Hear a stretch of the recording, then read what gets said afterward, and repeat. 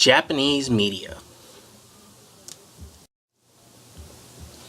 Japan is a parliamentary government. Japan is a parliamentary government monarchy. with a constitutional monarchy. And Japanese is the native language. And it has a population of over 126 million. 659. And it has a literacy rate of 99% among adults.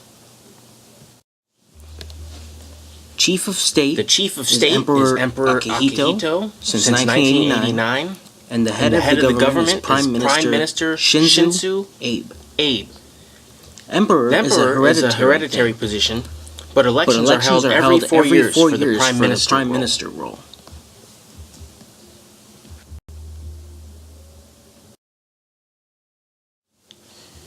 Japan ranks 61st on the 2015 World Press Freedom Index with a 26.95. That's right behind the Republic of Korea. The U.S. ranks 49th in the World Press Freedom with a 24.41. So they're not that far off. Japan's mobile phone connections rank 8th in the world at 152.7 million cellular phones. In this day, assuming a big percent of those are smartphones, it is safe to assume that many Japanese citizens are plugged into the media outlets. Japan's total number of internet hosts is 64 million, which ranks second among its total number of internet users is 109.3 million, which is 86% of the population and ranks 5th worldwide. Japan has a mix of both public and commercial broadcast television and radio stations, has 215 AM stations with 370 repeaters, and 89 FM stations with 485 repeaters. One of the biggest Japanese media groups is the Nikkei Daily. This has been known as the Bible of Japanese business. It has been around for over 140 years. It was one of the first newspapers to appear in Japan under a different name in the latter half of the 19th century. It became a financial newspaper after World War II, and in 2014 the parent company reported a turnover of 170 billion yen, or 1.3 billion American dollars, and a total figure of over 300 billion yen. And the total figure of Nikkei is at more than 300 billion yen. However, there have been some claims of media bias for Japanese newspapers toward the government. For instance, in 2011, after the Fukushima Daiichi nuclear power plant crisis, reporters failed to get solid answers from the government and plant, and initial news reports turned out to be wrong or inaccurate. In his book, Why is Mass Media Called Mass Garbage?, Kazu Hizumi, a journalist turned lawyer, states that a complex network of institutions, including anyone that can gain from maintaining the status quo, shapes the media and discourages critical thinking.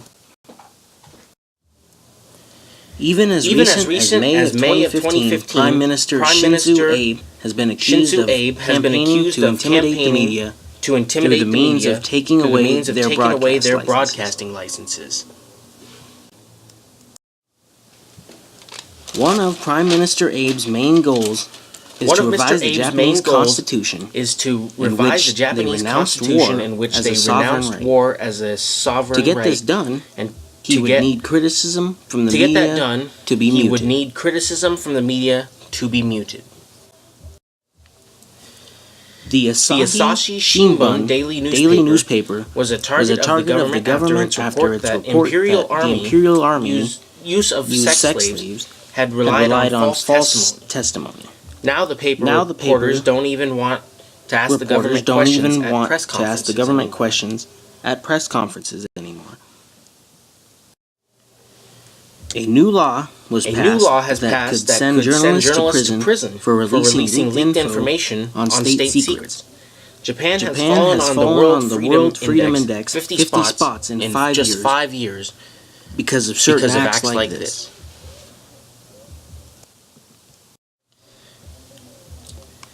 Comparing Japan and U.S. media, definitely more liberal. It is clear that the U.S. is more of a liberal nation and has fewer restrictions and government threats against their for American journalists. Globally, I would say that Japan is actively doing well media-wise. They have a semi-free press, and while there are some threats of imprisonment, it's unlikely a press member will be imprisoned unless it's a very serious accusation. Also, there aren't as many restrictions in Japan as, let's say, there are in Russia, Cuba, or North Korea. Journalists aren't constantly finding their lives in danger in Japan, publishing as they process, are in those certain in Japan, as opposed to those countries.